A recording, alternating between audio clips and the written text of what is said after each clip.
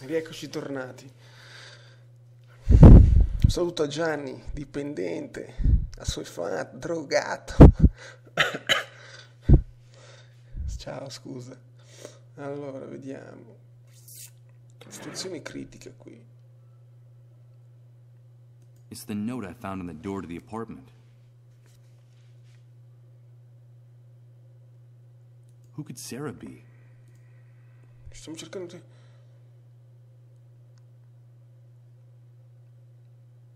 Sara, TNT. Dovrebbe essere il simbolo di un giornale. Torniamo qua all'archivio perché non mi convinceva. The New Truth. The title of this publication appears on the front page. Sandy Ridge Sentinel, one of the many newspapers. No,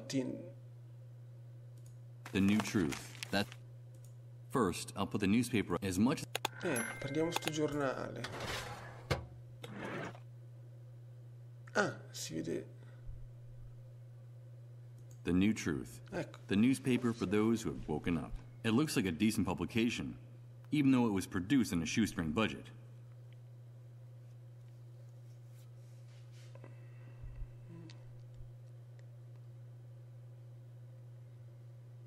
Giappone. Le autorità giapponesi non hanno dato alcuna spiegazione ufficiale a questo strano fenomeno. Le prove indicano delle severe alterazioni elettromagnetiche in molte delle zone interessate. Si vocifera che il governo si stia preparando a chiudere immediatamente il confine del... The address of the office is at the bottom of the first page, and the article on the front page is under the byline of one Chris Blunstone.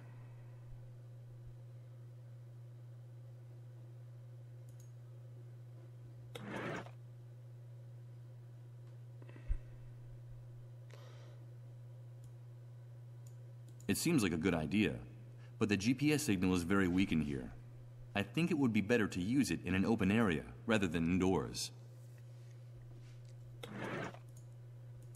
Allora usciamo. Ok.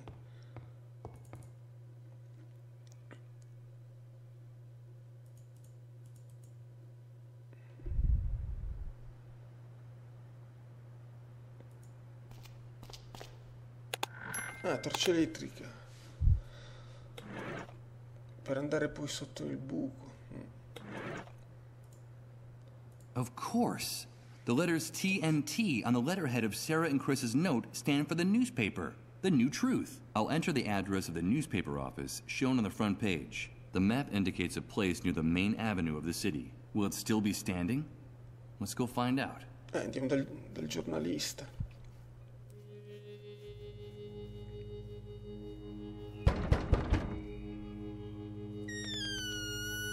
Good God, Michael, is that you? There's no question about it. That's the person I saw in my vision. The person mentioned in the note I found in my house. What was his name? Hello, Chris. Come in, quickly. It's dangerous to be out on the streets at this hour. Michael, I'm so glad to see you again. After all that time without hearing from you, Sarah and I feared the worst. But tell me, why didn't you come sooner? Where have you been all this time? From his enthusiastic welcome, it looks like this man and I were good friends in the past, before the entire world collapsed. But can I trust him? I don't know. Do I have any other choice? It's a long story, Chris. Very long. I'm all ears, old friend. And while I tell him everything I can remember, the few things in my memory since waking up in Rod's trailer, I see a mixture of tenderness and compassion on his face. Something I haven't seen in anyone else since waking up in this hellhole. I haven't the slightest doubt. I can trust this man.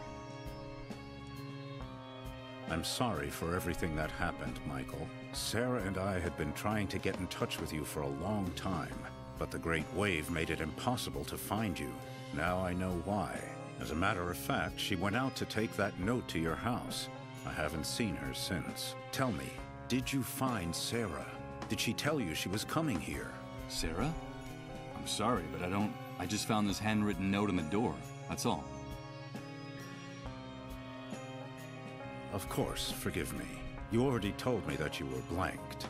You don't remember her. Sarah is my wife. Emily and she were close friends.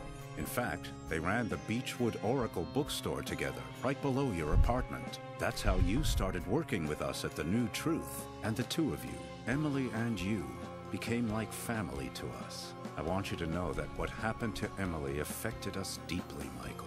Sarah was devastated. We could hardly bring ourselves to speak to you at the time.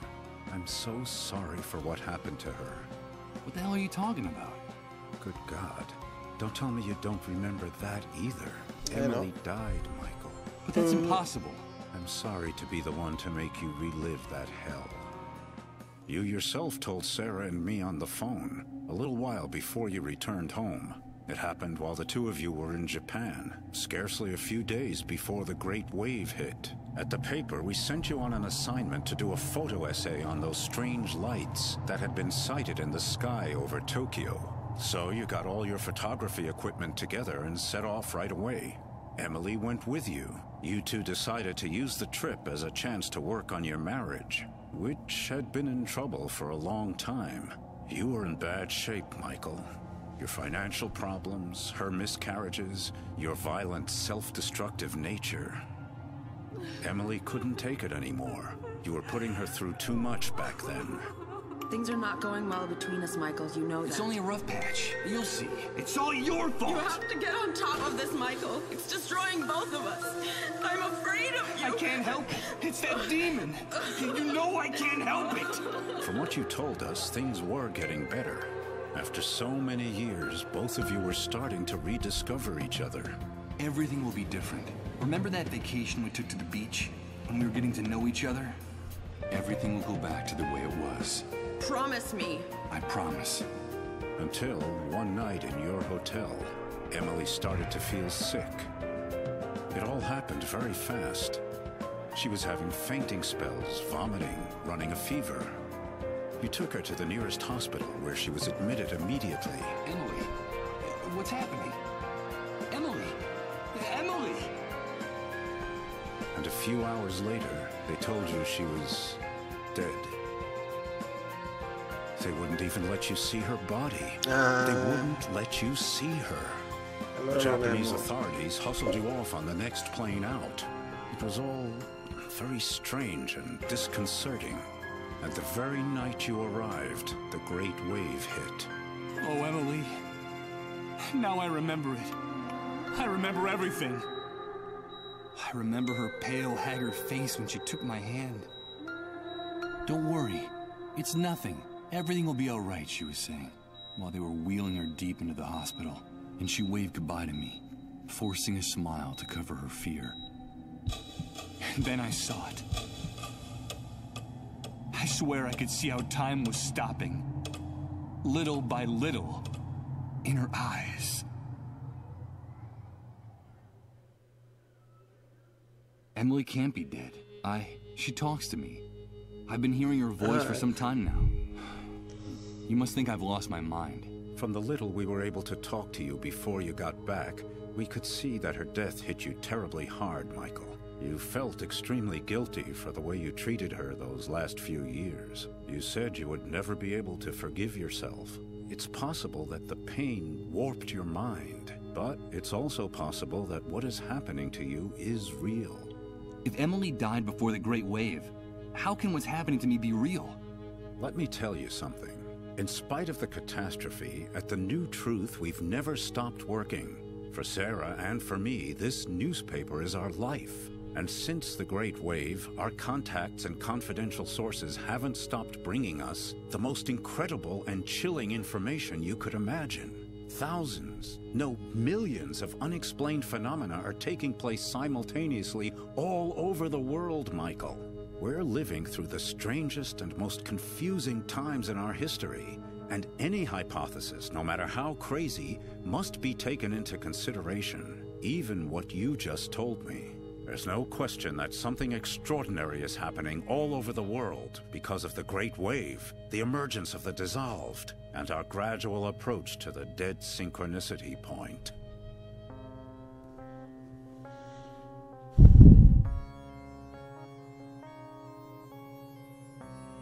Yes, the Great Wave. People have been telling me about it since the moment I woke up. Everyone talks about it, but no one really knows what it is. Did you know that the catastrophe didn't just strike here, but all over the world? They keep us isolated and misinformed. But that's the truth. The Great Wave didn't just destroy this city. It affected the entire planet. And the most surprising thing is that it all happened simultaneously, at the exact same moment everywhere on Earth. Isn't that amazing? There's never been an official account of the catastrophe. They don't want to tell us. But at The New Truth, we know a lot of things they don't want us to know. They? Who are they? The elite, the army, the shadow government. Whoever is in control at any particular moment. They're determined to maintain the power structures of the old world by any means. The irony is, for the moment, any notion of order or control is absurd. The rules of the game have changed completely, and the entire world is slipping through their fingers. They're disoriented and frightened, and they'll do anything to prop up the old system. That's what makes them so dangerous. But information weakens them, makes them vulnerable. And that's why we have to keep investigating, Michael. It's our duty to uncover the truth. The dissolved. That horrible disease. Yes, the fate of those poor devils. That's the cruelest and saddest part of this story. From reliable sources, we've been able to find out that while it is true the Great Wave multiplied the number of dissolved drastically, a few early cases of dissolution were actually detected hours, even days before the catastrophe. What? There were cases of the dissolved before the Great Wave? Yes, Michael. Just a handful of victims scattered across the globe. But the timing is significant. What's more, people have told us shocking stories about those victims. I could tell you one. Colin, the only child of the family that took care of me in the refugee camp, is a dissolved. Just a few hours ago, in a deep trance, he shouted out my name, insisting that he needed to talk to me. He kept saying that he wanted to give me a message from Emily. Good God, Michael. And what was that message? I don't know. I haven't had a chance to talk to him, but I will. His condition is very serious, and I have to hurry. If only we had more information about the disease, what it is, where it came from. If only we knew a little bit more about those strange underground highways they talk about so much during their trances. We need more information. At The New Truth, all we have are a few eyewitness reports here and there, and a handful of tests for detecting the disease that we were able to steal from one of the cleanup brigades. And that's not very much when you're trying to put together a puzzle as obscure and complicated as this one. Dead synchronicity? What's that? It's very difficult to explain, Michael. We're still so short of information. But I will tell you one thing. Time is running out. The Great Wave triggered a landslide of death and destruction that's accelerating by the day. And the end will be absolutely devastating. Look around you, Chris. It's impossible for the situation to get worse. If the theory about the approach of the dead synchronicity point is true, the future that awaits us will make everything we've seen up to now seem like a walk in the park, Michael. The arrival of the dead synchronicity point will mean the end of the world as we know it. The end of the laws of nature, the laws of physics, the very meaning of existence. And with them, of course, the end of the human species on the face of the earth.